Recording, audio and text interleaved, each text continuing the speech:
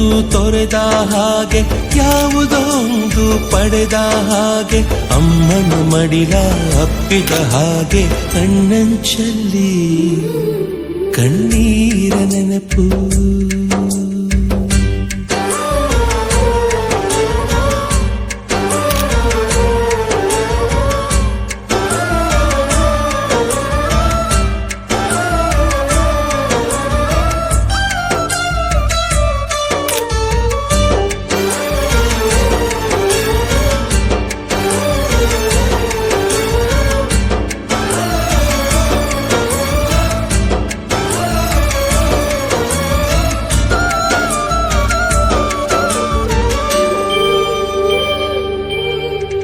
ಸವಿ ಸವಿ ನೆನಪು ಸವಿ ಸವಿ ನೆನಪು ಸಾವಿರ ನೆನಪು.